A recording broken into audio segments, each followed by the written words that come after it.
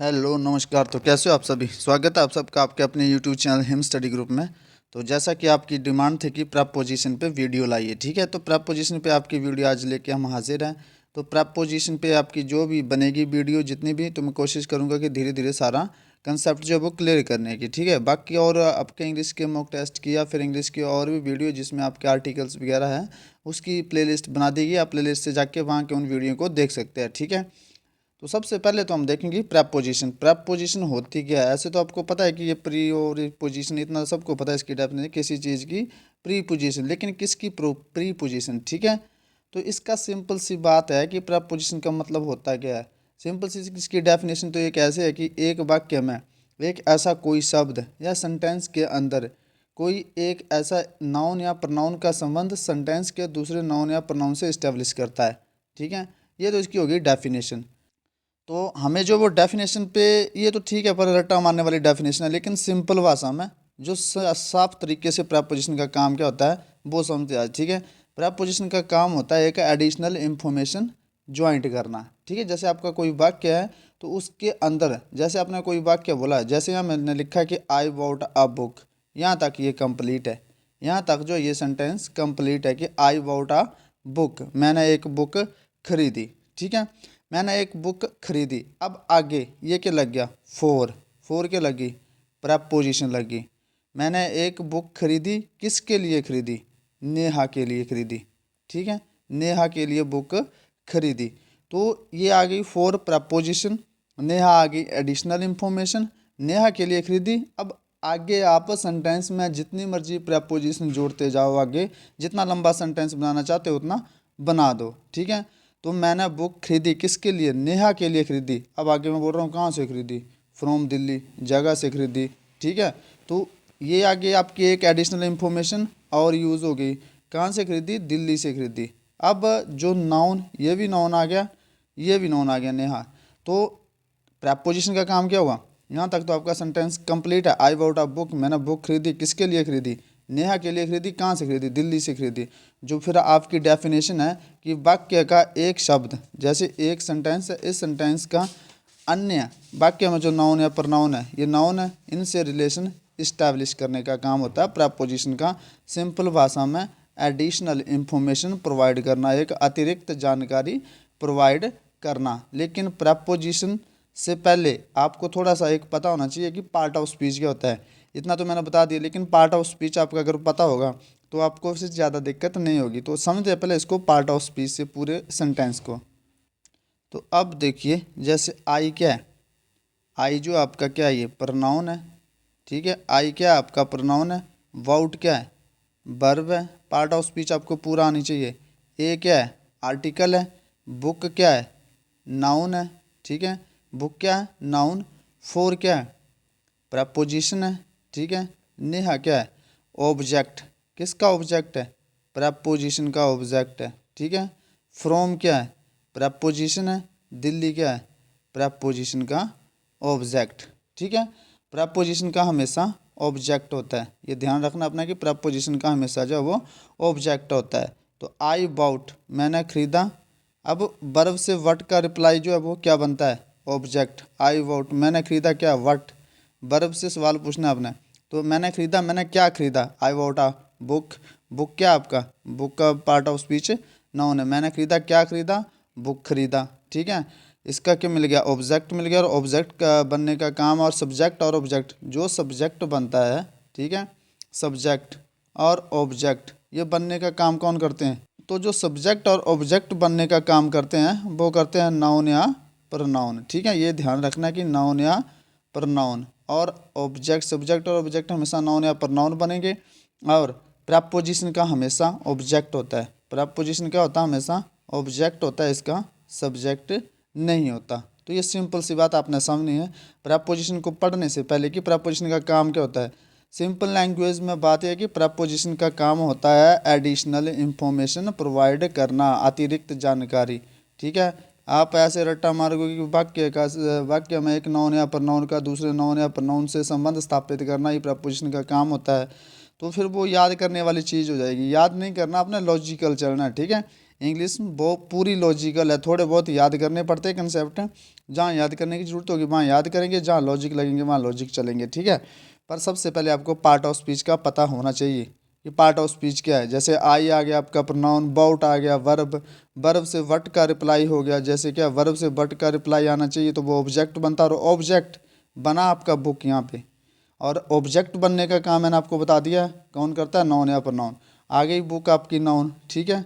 और यहाँ पे सब्जेक्ट कौन बना, आई बना है, प्रोनाउन क्या बना आपका सब्जेक्ट। तो ये तथ्य आपका क्लियर हो गया कि सब्जेक्ट और ऑब्जेक्ट बनने का काम नाउन या प्रोनाउन करते हैं। और आगे प्रपोजिशन, प्रपोजिशन क्या है, फॉर, किसके लिए, मतलब आई वॉट अ बुक मैंने खरीदी किसके लिए, नेहा के लिए। फॉर क्या प्रपोजिशन लगी, एडिशनल इन्फॉर्मेशन हो गई आपकी, ठीक है। कहाँ से खरीदी, दिल्ली से खरीदी, ठीक है। फिर आपने एक प्रपोजिशन और बताना था कि मैंने बुक तो खरीदी लेकिन खरीदी कहाँ से, मैंने दिल्ली से खरीदी बुक, ठीक है। तो मैंने बुक खरीदी नेहा के लिए दिल्ली से। तो ये सिंपल लैंग्वेज में अपना सामना, ज़्यादा टिपिकल नहीं रखना, चीज़ों को लॉजिकल समझोगे तो बेटर रहेगा, लॉन्ग टर्म तक याद रहेगी, ठीक है। जैसे कि आपका ये डेफिनेशन है इसकी, it relates it relates noun, ठीक है, ये नाउन है, इट रिलेट्स नाउन और pronoun with other word of sentence. ये रिलेट करती है नाउन या प्रोनाउन को अदर वर्ड, सेंटेंस के अदर वर्ड से, ठीक है। जैसे इसको, इस पूरे को रिलेट कर रहा है ये नाउन या प्रोनाउन कौन, प्रपोजिशन। तो ये है कि सिंपल सी डेफिनेशन आपने सीधा ऐसे याद रखना है कि एडिशनल इन्फॉर्मेशन प्रोवाइड करने के लिए हम प्रपोजिशन का उपयोग करते हैं। जैसे I want a laptop for Naira, Saira, Paira, ठीक है, कुछ भी रख लो। जैसे यहाँ पे लिखा है, ये लिखा नेक्स्ट आपका एग्जांपल। प्रपोजिशन को समझने के लिए अभी डेफिनेशन चलिए इसकी, अगर डेफिनेशन समझ आ गई तो प्रपोजिशन आगे आपके लिए हलवा है, क्योंकि part of speech most important रहता है इंग्लिश को आपका ग्रामर टैकल करने के लिए। अगर आपका पार्ट ऑफ स्पीच सही है तो आप कुछ भी जो आपका इंग्लिश का ग्रामर उसको टैकल कर सकते हैं, चाहे वो आपका टेंस से क्वेश्चन आए, चाहे आर्टिकल से आए, जहाँ मर्जी से आए। पार्ट ऑफ स्पीच आपका क्लियर होना चाहिए, वर्ब, एडवर्ब, ट्रांजिटिव, इंट्रांजिटिव, ठीक है, क्या होता है सारा कुछ, मतलब वॉइस, वॉइस में क्या होता है काम। तो वॉइस में जैसा कि आपको पता है कि जो है मतलब वाक्य में सेंटेंस, जो टेंस नहीं चेंज करना होता और उसका जो मतलब टेंस और उसका मीनिंग नहीं चेंज करना होता है, ठीक है। ये आगे उसमें वॉइस में पढ़ेंगे। तो पहले इसको देखते हैं जो प्रपोजिशन का कंसेप्ट चला हमारा। अब लिखा है कि Saira pledge cricket, Saira cricket खेलती है, इतने तक आपका सेंटेंस पूरा है। सायरा क्या है, पार्ट ऑफ स्पीच, क्या हो जाएगा, नाउन हो जाएगा, ठीक है। सायरा क्या खेलती है, प्लेज। अब आपको पता है कि प्लेज, प्ले, प्ले नहीं आ सकता यहाँ पे क्योंकि प्ले प्लूरल होते हैं, प्ले के साथ वर्ब के साथ एस लग जाए तो वो सिंगुलर हो जाता है। तो सायरा प्लेज, वर्ब आ गई। सायरा क्या खेलती है, सायरा क्रिकेट खेलती है, व्हाट का रिप्लाई आ गया, ऑब्जेक्ट हो गया। सायरा जो क्रिकेट खेलती है किसके साथ खेलती है, मेन आ गई ना प्रपोजिशन। अब सायरा प्लेज क्रिकेट, यहाँ तक आपका सेंटेंस कंप्लीट है। सायरा क्रिकेट खेलती है, ठीक है, लेकिन किसके साथ खेलती है, एडिशनल इंफॉर्मेशन प्रोवाइड करनी है हमने, विद सेतु, सेतु के साथ खेलती है, ठीक है, विद सेतु। तो ये आ गया आपकी प्रपोजिशन, फिर आ गया आपका ऑब्जेक्ट, और प्रपोजिशन का हमेशा ऑब्जेक्ट होगा। ये ध्यान रखना अपना कि प्रपोजिशन का हमेशा ऑब्जेक्ट होगा, ठीक है। तो सायरा वाउट, नेक्स्ट लिखते सायरा वाउट, सायरा ने खरीदा, क्या खरीदा, एक लैपटॉप खरीदा, ठीक है, यहाँ तक सेंटेंस कंप्लीट है। सायरा ने लैपटॉप खरीदा, ठीक है, किसके लिए खरीदा, फॉर सेतु, सेतु के लिए खरीदा। फिर आपने फिर ध्यान रखना है कि प्रपोजिशन का हमेशा ऑब्जेक्ट होता है, ठीक है, प्रपोजिशन का ऑब्जेक्ट होता है। अगर यहाँ पे हम ऐसे लिख दें कि सायरा वाउट फॉर सेतु, तो क्या बनेगा, तो इसको जो वाउट वर्ब है इसका ऑब्जेक्ट कहाँ गया, इसको तो ऑब्जेक्ट चाहिए, कुछ खरीदा तो बताना पड़ेगा ना क्या खरीदा। तो सायरा वाउट अ लैपटॉप फॉर सेतु, और फॉर प्रपोजिशन और सेतु प्रपोजिशन का ऑब्जेक्ट।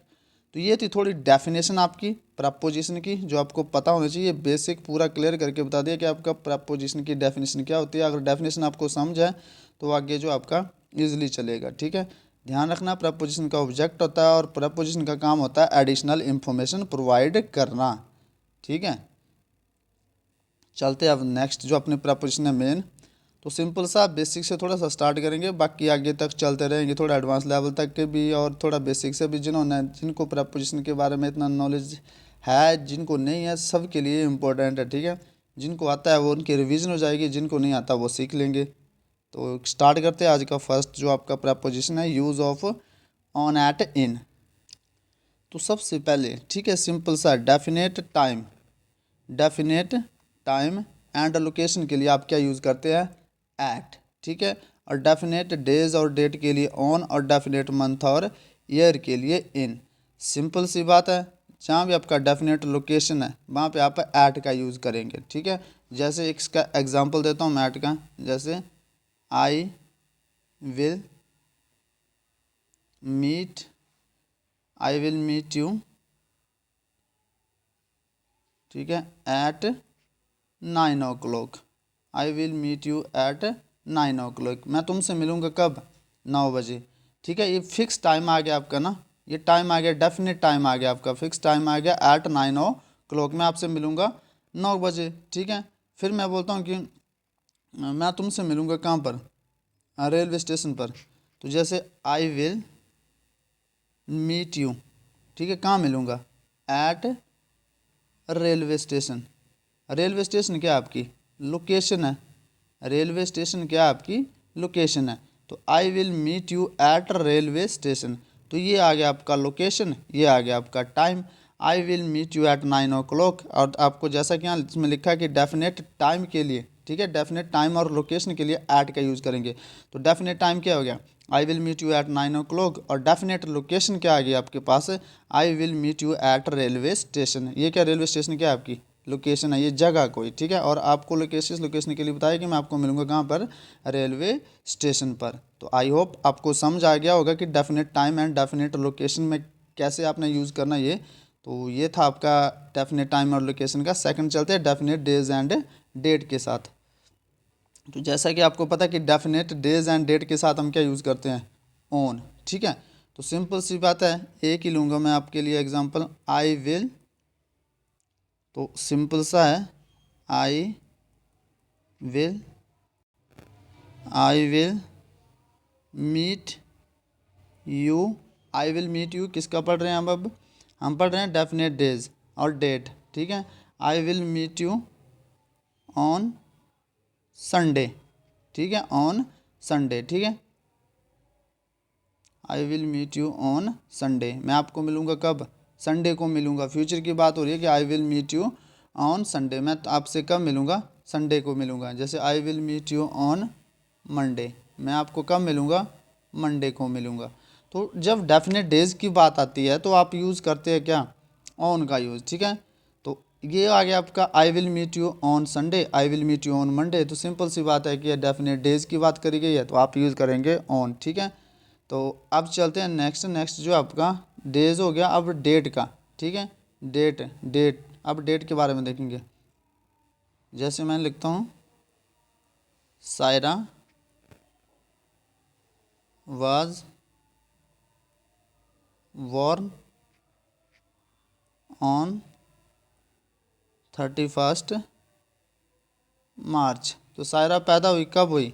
31 मार्च को। तो ये क्या आपकी डेट है ना।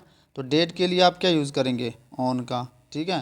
तो डेफिनेट डेज और डेफिनेट डेट के लिए भी आप क्या यूज़ करेंगे? ऑन, ठीक है। सिंपल सी बात है, डेफिनेट डेज और डेफिनेट डेट के लिए भी आप ऑन का यूज़ करेंगे। अब डेफिनेट मंथ और ईयर, ये है क्या एक आपकी, इसको अपने ऐसे याद रखना कि ये जो है ड्यूरेशन है, क्या ये ड्यूरेशन है। और ड्यूरेशन के लिए आप क्या यूज़ करेंगे? हमेशा इन का यूज़ करेंगे, ठीक है।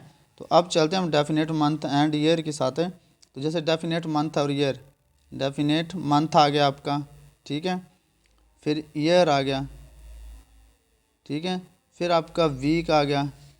तो इन सब के साथ आप यूज़ करेंगे इन का यूज़, ठीक है। जैसे मैं बोलता हूँ कि यहाँ पे लिखते हैं कि सिंपल सा एग्जांपल लिखते हैं समझने के लिए, I will meet you in 2020। मैं तुमसे मिलूँगा कब? 2020 में। ये क्या आ गया? ईयर, ठीक है। फिर मैं बोलता हूँ कि आई विल मीट, ठीक है, यू, मैं तुमको मिलूँगा कब? इन जनवरी में मिलूँगा। तो जनवरी क्या आ गया? आपकी ड्यूरेशन आ गई। तो इस कंडीशन में भी आपका किस चीज़ का यूज़ करेंगे? इनका यूज़ करेंगे। ये दोनों ड्यूरेशन और ड्यूरेशन के लिए आप यूज़ करेंगे इनका यूज़, ठीक है। तो ये था आपका किस चीज़ का? डेफिनेट डेज लोकेशन, ठीक है, definite days and location, definite days and time और डेफिनेट मंथ एंड ईयर। इसको एक सिंपल तरीके से डिस्क्राइब कर देते हैं एक ही आपके लाइन में। जैसे यहाँ पे लिखा है ना, सिंपल सा, I will I will meet you, यहाँ आपके सारे, इस एग्जाम्पल से आप अच्छे से समझाएंगे। यहाँ पे क्या आ गया, on 15 August, I will meet you on 15 August, ये क्या आ गया आपका, डेज आ गया। ठीक है, I will meet you in 2055, ये क्या आ गया आपका, इन आ गया। ये क्या आ गया, ईयर आ गया आपका ना, ईयर आ गया। ये आपका क्या आ गया, डेज आ गई। ये आ गया आपका ईयर आ गया। I will meet you in January, ये क्या आ गया आपका, मंथ आ गया। ठीक है, तो सिंपल सा है, जैसे I will meet you at 9 o'clock, ये क्या आप गया आपके पास, डेफिनेट टाइम आ गया। तो डेफिनेट टाइम के लिए आप क्या यूज़ करते हो, डेफिनेट टाइम के लिए आप एट का यूज़ करते हो। ठीक है, आई विल मीट यू, एक और लिख लेते हैं, eight bus stand, bus stand, I will meet you at bus stand, ये क्या आ गया आपकी लोकेशन आ गई। तो लोकेशन के लिए आप क्या यूज़ करेंगे, एट का यूज़ करेंगे। ठीक है, जैसे I will meet you on Sunday, I will meet you on Sunday, मैं आपको मिलूँगा कब, संडे को मिलूँगा, ये फिर आपका डेफिनेट डेज आ गया। तो सिंपल सी ट्रिक है इसका भी ये। चलते हैं नेक्स्ट क्वेश्चन की ओर। नेक्स्ट है आपका क्वेश्चन, ही आदत पड़ गई क्वेश्चन बोलने की। अब नेक्स्ट जो प्रपोजिशन आपकी एक्सीडेंट, जो डेथ है, तो डेथ जब एक्सीडेंट में होती है तो आप यूज़ करेंगे इन, और डेथ जब आपकी बीमारी से होती है, बीमारी के कारण, बीमारी के कारण, ठीक है, बीमारी के कारण जब डेथ होती है तो आप यूज़ करेंगे ऑफ का यूज़, और डेथ जब एक्सीडेंट में होती है, दुर्घटना में होती है, तो आप यूज़ करेंगे इन का। ठीक है, जैसे यहाँ लिखा है कि ही, हर होगा यहाँ पे। ठीक है, हर uncle died in road accident, तो आपको पता है कि इसमें जो रोड एक्सीडेंट, तो आप करेंगे इन का यूज़। ठीक है, यहाँ पे मैं से लिखूँ हर अंकल डाइड डैश कैंसर, उसका अंकल जो वो कैंसर की बीमारी से मर गया, या फीवर से मर गया, या बुखार से मर गया। ठीक है, तो किसी बीमारी के कारण उसकी डेथ हुई है तो आप यूज़ करेंगे ऑफ का। ठीक है, हर अंकल डाइड ऑफ कैंसर। चलते हैं नेक्स्ट क्वेश्चन की ओर। नेक्स्ट क्वेश्चन है आपका, क्वेश्चन नहीं यार, बार बार क्वेश्चन बोलने की आदत पड़ेगी हमें। तो ये इन और इनटू नेक्स्ट प्रपोजिशन जो आपकी, ठीक है, इन और इनटू, शायद ये आपको सबको आती है। ठीक है, लेकिन ये वाला जो आपका एक इसमें जो है, एक इसमें ऐड कर लेता हूँ, इसमें एंटर। ठीक है, ये आपकी एंटर, मुझे पता है कि ये भी आपको आती होगी कि एंटर कहाँ यूज़ करना है और कैसे इसका यूज़ होगा, लेकिन इसके पीछे जहाँ ये यूज़ होगा तो उसका कारण क्या है। ठीक है, उसका कारण बताना है अपना। ठीक है, तो सिंपल सा मैं बात देता हूँ फिर समझाता हूँ। ठीक है, Saira is in the room.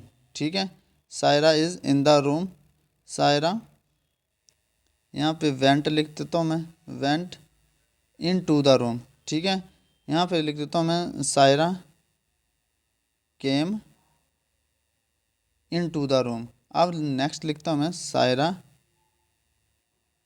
Entered dash room. ठीक है, ये तो सिंपल से आपके मैंने फिलअप कर दिए। Saira is in the room, इसका मतलब क्या है, सायरा जो वो कमरे में है।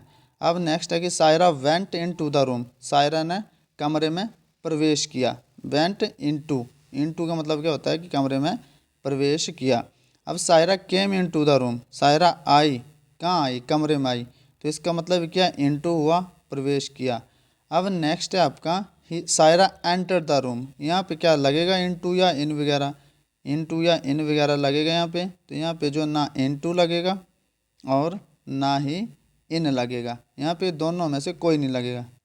ठीक है, तो यहाँ पे ना ही इनटू आएगा और ना ही इन आएगा। इसका कारण क्या है, एंटर का मतलब क्या होता है, प्रवेश करना। ठीक है, एंटर का मतलब अपने आप में ही इनटू होता है, इतना तो आपको पता है। ठीक है, इतना आपको पता है कि एंटर का मतलब जो है वो इनटू होता है। ठीक है, और अगर एंटर का मतलब इनटू है तो आगे प्रपोजिशन नहीं आएगी। लेकिन क्यों नहीं आएगी, इसका रीज़न भी पता होना चाहिए। ठीक है, जैसे यहाँ लिखता हूँ मैं, आगे तो यहाँ तो आगे, यहाँ क्यों आई फिर, ये लिखा है कि Saira entered into N argument with his boss, लेकिन यहाँ बोल रहा हूँ कि सायरा एंटर्ड डैश रूम, जैसे ये है, सायरा एंटर्ड, ठीक है, सायरा एंटर्ड डैश रूम, तो यहाँ पे कौन सी प्रपोजिशन भरी जाएगी, इन भरा जाएगा, इनटू, ठीक है, या ऑन, ऑन तो छोड़ो, इन और इनटू में, तो यहाँ पे क्या कोई प्रपोजिशन नहीं भरी जाएगी, क्योंकि एंटर का मतलब क्या होता है अपने आप में प्रवेश करना, ठीक है। लेकिन क्यों नहीं भरी जाएगी उसका रीज़न भी पता होना चाहिए। ये तो पता कि एंटर का मतलब अपने आप में प्रवेश करना है, तो फिर यहाँ पे जो है Saira entered into N argument, यहाँ पे क्यों इनटू का यूज़ हुआ है। तो सिंपल सी बात है, जैसे हम बोलते हैं कि सायरा एंटर्ड, उसने प्रवेश किया, ठीक है। अगर हम प्रपोजिशन लगा देते हैं, जैसे ये है सायरा एंटर्ड, ठीक है, सायरा एंटर्ड इन या इनटू, कुछ भी रख लो, इन रख लो, Saira entered in room. Entered in तो आएगा नहीं, इनटू रख लो आप, ठीक है। तो Saira entered into the room, ठीक है। अब मान लो ऐसे रख लिया हमने, तो इन दोनों का मतलब है तो एक ही, वो भी बात छोड़ो। लेकिन सबसे पहले ये देखा सायरा एंटर्ड, सायरा एंटर्ड, सायरा ने एंटर किया, कहाँ एंटर किया, क्या एंटर किया, सायरा ने कहाँ एंटर किया, एंटर किया कहाँ में, रूम में। सायरा एंटर द रूम, तो एंटर किया, क्या किया सायरा ने, वर्ब से वर्ट का रिप्लाई, सायरा ने क्या किया, एंटर किया, कहाँ क्या कहाँ एंटर किया, क्या एंटर किया, सायरा ने जो वो रूम में प्रवेश किया, ठीक है। सायरा ने जो वो कहाँ प्रवेश किया, रूम में प्रवेश किया। अगर आगे थिंग है, अगर थिंग के बारे में बात हो रही है तो वट का रिप्लाई, और पर्सन के बारे में बात हो रही है तो होम का रिप्लाई, ठीक है। तो सायरा ने कहाँ या वट या मतलब वेयर कहाँ रिप्लाई किया, ठीक है, कहाँ जो है एंटर किया, तो सायरा एंटर्ड बताना पड़ेगा कहाँ, रूम। अगर ये आपकी जो वर्ब है इसको ऑब्जेक्ट चाहिए, आपकी जो है ट्रांजिटिव है, ठीक है, यहाँ पे ट्रांजिटिव के रूप में यूज़ हुआ है, तो उसने क्या करा, एंटर करा, कहाँ एंटर करा, रूम में। अगर यहाँ पे जो इसको मतलब ऑब्जेक्ट चाहिए, अगर इनटू आप प्रेपोजिशन लगा देते हो तो आपको पता है कि प्रेपोजिशन का ऑब्जेक्ट क्या बन जाएगा, रूम बन जाएगा। लेकिन इसको जो एंटर्ड है इसको तो ऑब्जेक्ट चाहिए। सायरा ने क्या किया, सायरा ने एंटर किया, रूम में एंटर किया, तो इसका ऑब्जेक्ट जो अब नहीं मिल पाएगा, तो इस कारण जो यहाँ पे इनटू ना लग के सायरा एंटर्ड द रूम, इसको मिल गया। सायरा ने क्या किया, सायरा ने एंटर किया, रूम में एंटर किया, ठीक है। तो इसको डायरेक्ट ऑब्जेक्ट चाहिए होता है, तो इस कारण यहाँ पे इनटू का यूज़ नहीं होता। और दूसरा सिंपल बात समझ, जो आपने समझा कि एंटर जो अपने आप में प्रवेश करना है, तो फिर उसमें इनटू का यूज़ नहीं होगा, ठीक है। ये सिंपल सा कंसेप्ट है, आपने समझना। जैसे ये अगर दूसरी बात, यहाँ पे लिखा है कि Saira entered into N argument with his boss, यहाँ पे तो इनटू का यूज़ हो गया, ठीक है। तो ये जो बन जाता है आपका फ्रेजल वर्ब बन जाता है यहाँ पे, ठीक है। ये फ्रेजल वर्ब है कि Saira entered into the N argument with his boss. तो इसका मतलब क्या होता है, जैसे ये एंटर्ड आ गया, ये आ गया आपका एंटर्ड इनटू, ठीक है। इसका मतलब होता है जो एंटर्ड है, इसका मतलब होता है प्रवेश करना, प्रवेश करना किसी चीज़, किसी कमरे में या किसी जगह पर प्रवेश करना। लेकिन इसका मतलब जो होता है शामिल हो जाना किसी चीज़ में, क्या होना, शामिल होना, इन्वॉल्व हो जाना। प्रवेश करना और इन्वॉल्व होना अलग अलग चीज़ें हैं, ठीक है, शामिल हो जाना। तो यहाँ पे क्या है, यहाँ जो है एंटर्ड द रूम, जब आप सिंपल बात समझिए, जब किसी कमरे में प्रवेश कर रहे हो, किसी हॉल में प्रवेश कर रहे हो, तो आप एंटर्ड यूज़ करेंगे और उसके साथ कोई प्रेपोजिशन यूज़ नहीं होगी। लेकिन जब आप किसी भैंस में शामिल होंगे, किसी एग्रीमेंट में शामिल होंगे, किसी और चीज़ में शामिल होंगे, तो आप यूज़ करेंगे एंटर्ड इनटू का, ठीक है। तो एंटर्ड इनटू इसलिए फ्रेजल वर्ब के रूप में यूज़ हुई, इसका मतलब है शामिल होना। सायरा जो एंटर होगी किसी आर्गूमेंट विद हिज बॉस, उसमें इन्वॉल्व हो गई ये भी। तो एंटर्ड का आपने ये कंसेप्ट से, ये वाला जो लास्ट कंसेप्ट है ये याद रखना अपने, कि जब आप किसी कमरे में या हॉल में प्रवेश करते हो, ठीक है, तो एंटर के साथ आप इनटू का यूज़ नहीं करेंगे। लेकिन अगर किसी भैंस में शामिल होते हैं, किसी कॉन्ट्रैक्ट में शामिल होते हैं, ठीक है, तो आप जब इन्वॉल्व होते हैं किसी चीज़ में, तो आप इनटू का यूज़ करेंगे, तब ये फ्रेजल वर्ब के रूप में यूज़ होता है, ठीक है। चलते हैं नेक्स्ट क्वेश्चन की ओर। नेक्स्ट क्वेश्चन रखो अभी, ही जंप्ड, ही जंप, उसने जंप किया, कहाँ जंप किया, आपको पता है कि मोशन हो रहा है कुछ, तो इनटू अ रिवर। अब आ गया कि he is dash the river, आगे बोला he is dash the river, तो सिंपल सी बात बोला he is in the river, की वह पहले से ही नदी में है। यहाँ जंप आगे, तो जंप किया होगा तो कोई चीज़ मोशन में हो रही है ना, तो इनटू का यूज़ होगा, ठीक है। लेकिन आगे बोला कि ही जंप्ड इन द रिवर, ना sorry, he is in the river, इसका मतलब कि ये पहले से ही नदी में है। अब नेक्स्ट है द टू ब्रांचेज एंटर्ड, ठीक है, टू ब्रांचेज एंटर्ड, एग्रीमेंट है ना, किसी कमरे या हॉल में प्रवेश तो नहीं हो रहा है, किसी हॉल में या किसी रूम में प्रवेश नहीं हो रहा है यहाँ पे, तो यहाँ पे एंटर्ड इनटू आ जाएगा। क्यों, अगर किसी ऐसे होता है कि कुछ और होता है, जैसे Neha is coming into the room, Neha room में आ रही है, ठीक है, तो इनटू का यूज़ नहीं होता। तो come Neha is entered the room, वहाँ पे एंटर्ड होता है, इनटू नहीं कमिंग, तो कमिंग के साथ तो इनटू ठीक है। लेकिन अगर Neha entered dash the room तो नेहा एंटर्ड द रूम होगा, इनटू नहीं होगा। तो यहाँ पे सिंपल सा two branches entered into an agreement, किसी एग्रीमेंट किसी समझौते में शामिल हो रही है तो इनटू का यूज़ करेंगे, ये फ्रेजल वर्ब की तरह काम करता है। ठीक है, किसी चीज़ में शामिल हो रहे हो तो आप इनटू का यूज़ करेंगे, और किसी चीज़ के अंदर जा रहे हो तो एंटर्ड आएगा डायरेक्टली, उसका कोई मोशन वाला इनटू यूज़ नहीं होगा। अब नेक्स्ट है ही इज़ स्विमिंग डैश, क्या आ जाएगा, इन द रिवर, इन का यूज़ हो जाएगा। ठीक है, तो ये था आपका आज का सेशन। कल हम 2-3 नए और कंसेप्ट लाएंगे। ठीक है, तो आगे आपकी प्रेपोजिशन चलेगी, आप कंप्लीट करा देंगे आपको प्रेपोजिशन का जितना भी आपका हो सकेगा। तो आपने सबसे पहले तो प्रेपोजिशन का मतलब जो वो सामने ढंग से कि प्रेपोजिशन है क्या, चलती कैसे क्या, बाकी नेक्स्ट पार्ट जो आपका प्रेपोजिशन का अगले दिन हम डिस्कस करेंगे। ठीक है, तो मिलते हैं नेक्स्ट वीडियो में, तब तक के लिए जय हिंद जय भारत।